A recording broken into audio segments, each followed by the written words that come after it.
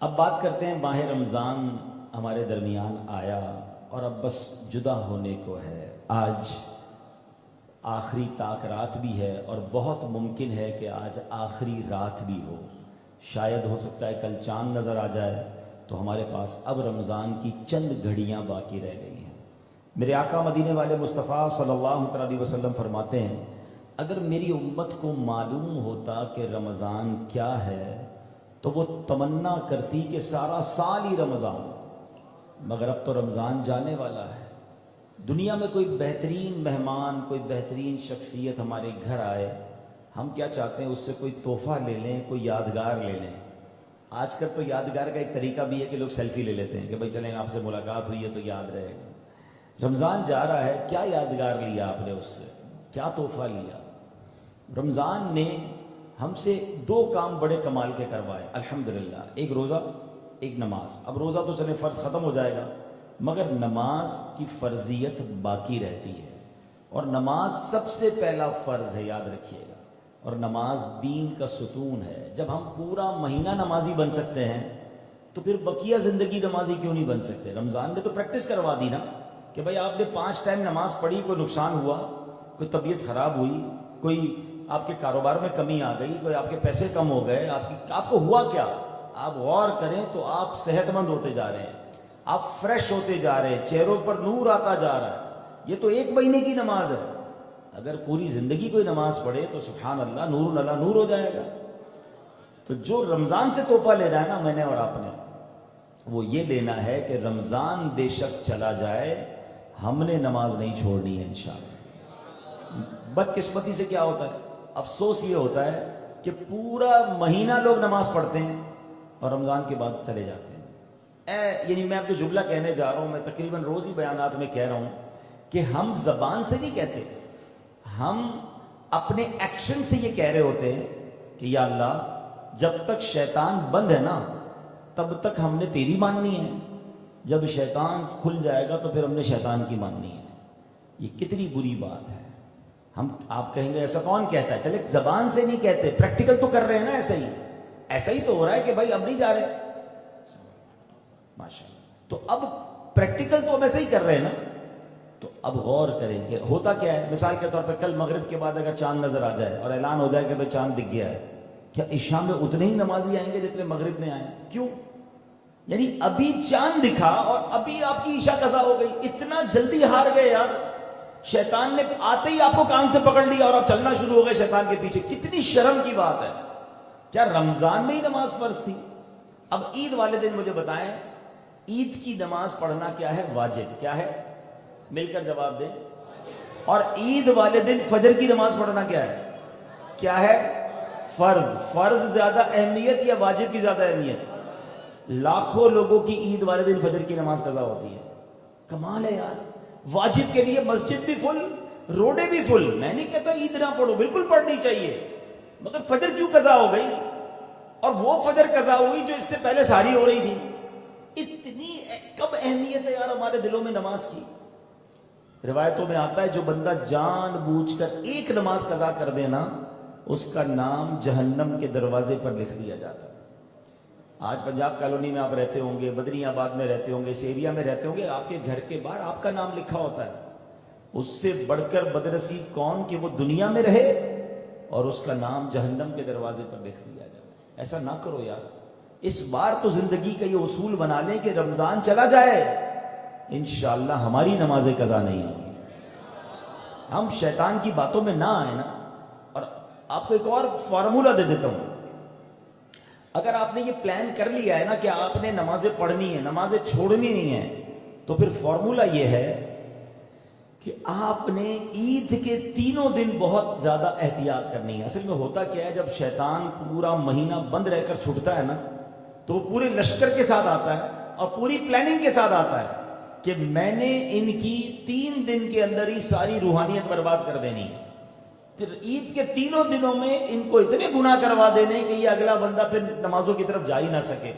Normally کیا ہوتا ہے کہ عید کے 3 دن چھٹیاں ہوتی ہیں، لوگ گھومنے پھرنے کھانے پینے میں مصروف، اور ان کی نمازیں قضا ہو رہی ہوتی ہیں۔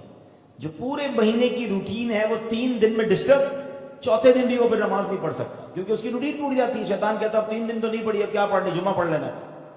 مگر جو خوش نصیب عید کے 3 دن بھی ایک نماز قضا نہیں کرتا، اس کی پھر روٹین ٹوٹتی نہیں ہے. تو آپ نے اس بار یہ نیت کرنی ہے کہ عید کے دنوں میں بالخصوص میں نے ساری نمازیں انشاءاللہ مسجد میں آ کر پڑھنی ہے انشاءاللہ. جب یار رمضان سے پہلے پڑھ سکتا تو عید میں کیا پرابلم ہے بھائی؟ گھر پہ دعوت ہے، کھانا کھاتے ہوئے سب دوستوں کو کہیں چلے بھائی نماز کا ٹائم ہے بھائی. رمضان میں بھی پڑھتے تھے نا، آئے دوبارہ پڑھتے ہیں. اب تو تراویح بھی نہیں ہے نا، اب تو تھوڑی سی مختصر سی نمازیں ہیں. مگر عید کے دنوں میں یاد رکھیے گا، اگر آپ نے واقعی نمازی رہنا ہے نا تو عید کو نماز مت چھوڑنا، کیونکہ طوفان آئے گا برائیوں کا، بے حیائیوں کا، اور شیطان بہا کے لے جاتا ہے اور بہت بڑی تعداد میں مسلمان بہہ جاتے ہیں. یہاں میں ایک اور بات آپ سے عرض کرتا ہوں کہ میں ایک سوال کرنا چاہتا ہوں جو میرے دل کا بڑا درد ہے. اللہ کرے کہ آپ بھی اس درد کو محسوس کریں. یہ شیطان کا خطرناک پلان دیکھیں کہ سوال میرا یہ ہے، وہ کیسی خوشی ہے جس میں آپ خوش، آپ کے گھر والے خوش، آپ کے بچے خوش، اور خوشی دینے والا رب ناراض. خوشی بنتی ہے یہ مجھے صحیح بتائیے؟ جو خوشی دے رہا ہے وہ ناراض. دنیا میں کیا ہوتا ہے، مجھے کوئی تحفہ دے میں اس کا شکریہ ادا کرتا ہوں، کوئی نوکری لگا دے میں اس کا شکریہ ادا کروں، کوئی قرضہ دے میں کہتا ہوں نہیں یار یہ بندہ کام آنے والا ہے، اس کو ناراض نہیں کرنا. ایسا ہی ہے نا. وہ رب جو ہمیں سب کچھ دے رہا ہے، افسوس یہ ہے وہ جب جب نعمت دیتا ہے، جب جب خوشی دیتا ہے، تب ہم رب کو ناراض کرتے ہیں. آپ ذرا غور کریں، اگر آپ غور کریں نا، یہ صرف عید کی بات نہیں ہے. گھر میں بچہ پیدا ہو، اس کی سالگرہ منانی ہے، منائیے، شریعت پہ منع نہیں ہے، مگر سالگرہ منانی ایسے ہے کہ اللہ کو ناراض کرنے والا کام کرنا ہے. اللہ نے بچہ بڑا کر دیا، اب شادی کرنی ہے. شادی میں کتنے ایسے کام کرنے ہیں جس میں اللہ کو ناراض کرنا ہے. ناچ گانے ڈھول تماشے.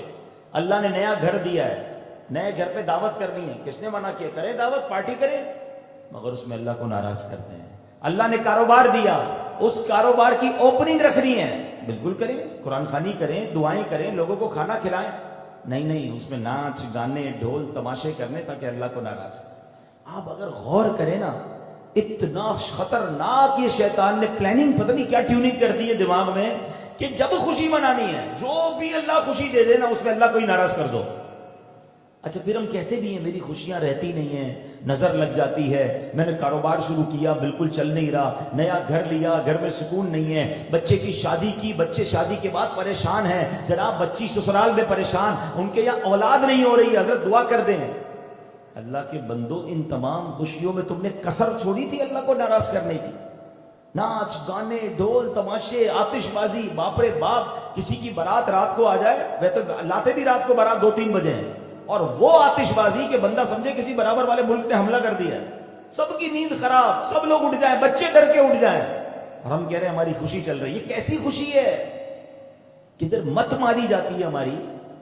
بس میں ان تمام نوجوان جو بیٹھے جن کی خاص طور پہ ابھی تک شادیاں نہیں ہوئی، ان سے اور باقی سب سے بھی یہ بات نیت کروانا چاہتا ہوں. نیت یہ کر لو کہ زندگی میں جب بھی خوشی مناؤں گا نا، خوشی ایسے مناؤں گا کہ میں راضی، میرے دوست راضی، میرا رب بھی راضی. اور اگر آپ نے ایسے خوشی منانا شروع کر دی نا شکرانے کے ساتھ، تو ہوگا کیا؟ قرآن میں رب نے وعدہ فرمایا لَإِن شَكَرْتُمْ لَأَزِيدَنَّكُمْ، تم میرا شکر ادا کرو میں تمہیں اور عطا کروں گا.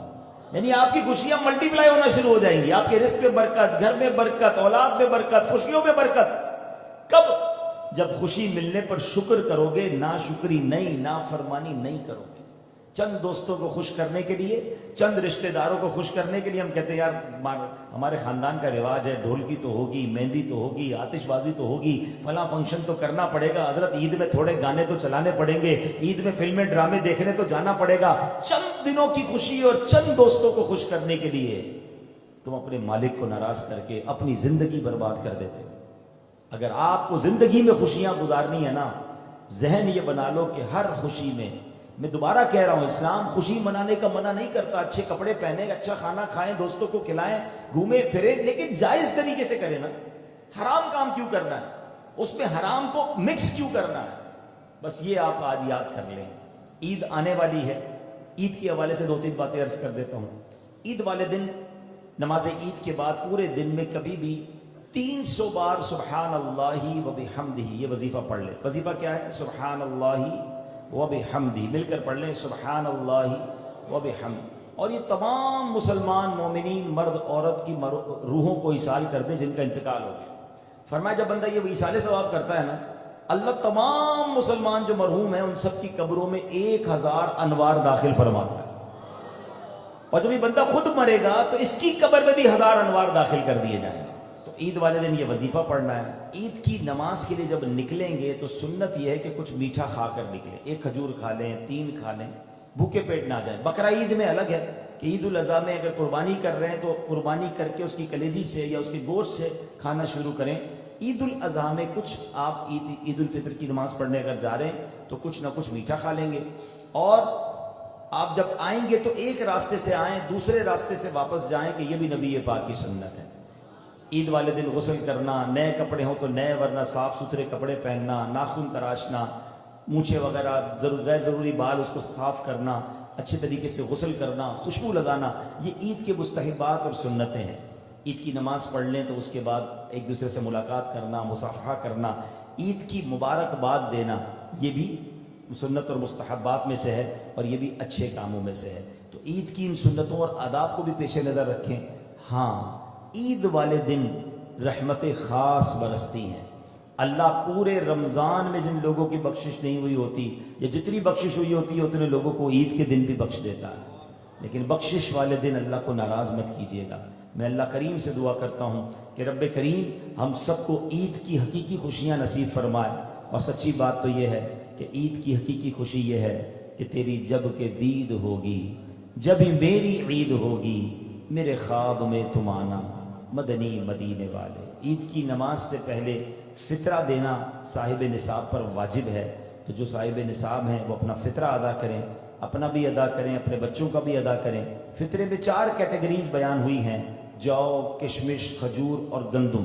جس کو اللہ نے بہترین نوازا ہے وہ بہترین فطرہ دے، اور جو نارمل لائف گزار رہا ہے بے شک وہ گندم کا فطرہ دے. فطرہ انشاءاللہ آپ کو پاک کرنے والا فرمایا قرآن و حدیث میں، یہ عبادتوں کو مقبول کروانے والا کام ہے. تو فطرہ بھی ادا کریں. اور فطرہ جہاں دیگر سنی مساجد اور ادارے جمع کر رہے ہیں انہیں بھی دیجیے، اور دعوت اسلامی بھی آپ کی ہے اس کا بھی ساتھ دیجیے. اللہ ہماری دعوت اسلامی کو ترقی عطا فرمائے، اس مسجد کو شاد و آباد فرمائے، پنجاب کالونی اس کے اطراف میں رہنے والے تمام عاشقان رسول کی خیر فرمائے، سب پر رحمتوں اور برکتوں کا نزول فرمائے. یہاں کے بچے کو نمازی بنا دے. جو بزرگ مجھے نظر آ رہے ہیں ان میں جو بیمار ہیں اللہ انہیں شفا والی، صحت والی، عافیت والی زندگی عطا فرمائے. اللہ اس مسجد کو بنانے والے اور آباد کرنے والوں کے گھروں کو آباد فرمائے.